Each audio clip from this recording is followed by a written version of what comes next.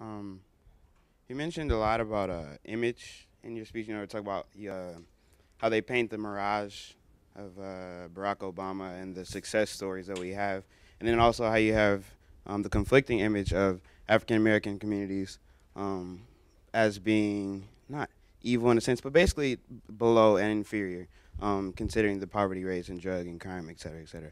Um, and I was just considering how all of this tied in together with your thesis and everything you explained today. And I was just wondering if you, and you must have, touched on the issues of how the dollar is kind of driving a lot of these things, because I know for a fact that there has to be somebody that's up there. And I talked about this earlier today with somebody else, but I couldn't hear the last part of what you said. how the dollar is kind of driving this whole entire issue. I mean, because there's some people that may be racially inclined to to push this whole entire thing, but at the same time, ultimately, what I see is with the prison system going up so high, there's people that own these prison systems. So obviously somebody's making a big benefit off of this. And I was just wondering, did you touch on that either in your book or in your research, or I don't know. Yes, well, you know, you're absolutely right that there's a lot of money to be made from prisons today. The drug war and the Get Tough movement wasn't born of greed. It was politically motivated, an effort to exploit, the racial divisions that exist for political gain. But once the drug war got going, it quickly became apparent that a lot of money could be made from incarceration. And it's not just private prisons, but a whole host of other corporate interests that now benefit from mass incarceration. The taser gun manufacturers, the private healthcare providers that provide typically abysmal healthcare to people in prison, phone companies that gouge families, charging them exorbitant rates to, receive or place calls to people behind bars. And then there's also the prison guard unions, which in some states, like California, become the most powerful political forces in the state. And they don't just lobby for higher wages, they lobby for three strikes laws, for harsh mandatory minimums, which, guarantee them job security. So there's a whole range of, economic interests that are invested in the expansion, or at the very least the maintenance of our current prison system. And if we're going to roll back this system to any degree, we can expect to receive strong pushback from those groups. But they won't argue openly, oh, we need to build more prisons so we can make a profit, or we need to build more prisons so, prison guards can have job security, or we need to have harsh sentences so that prison guards will have job security. No, instead, those groups will lobby and donate money to the campaigns of politicians who are willing to continue that same get tough rhetoric that makes so many politicians terrified of appearing soft on crime. So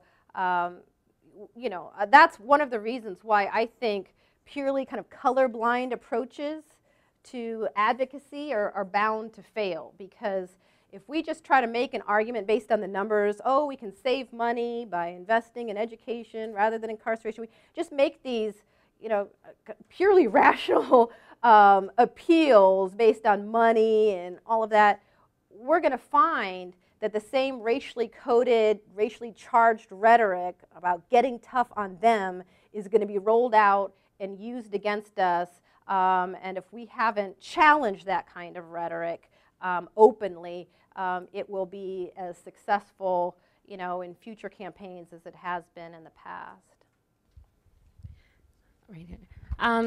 I can't help but I saw you spoke a little bit, and he kind of touched on it at the beginning of his question, but you talked about the media campaign that was going on during Nixon's time, and I can't help but see a connection between the image of today's black celebrities and musicians or whatever being painted as intellectually inferior or like criminals, and what's going on now with those that are being painted as intellectually inferior or as criminals as being glorified more so than if we had a celebrity that made a song or did a movie about this social movement that is needed. It probably wouldn't get played anywhere on any TV set, any movie theater, or any radio station. So what I'm worried about is this new kind of media image that is being portrayed of us and how it's being glorified.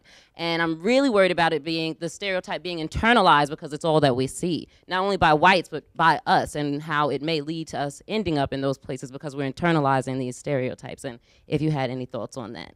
Yeah, I talk a little bit about that in the book. In fact, I argue that some of the media imagery, which you get when you just flip through BET or any of the glorification of gangster life and all of that, is analogous in some respects to kind of the old minstrel shows.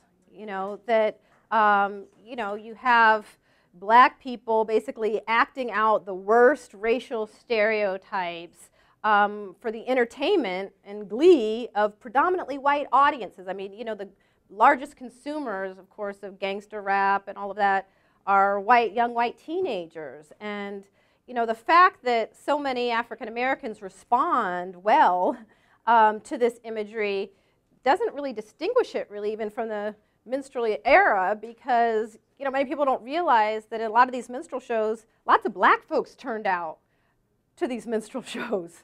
It wasn't just white folks clapping, it was black folks clapping in their segregated seating as well.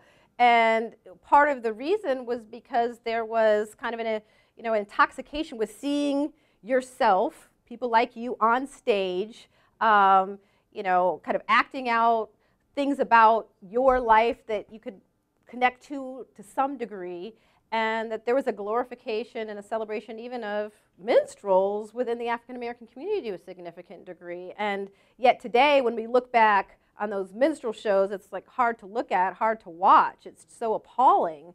And one can imagine 50, 60, 70 years from now, when mass incarceration collapses, and I believe it will, looking back at some of this stuff and going, what? People were clapping and cheering this?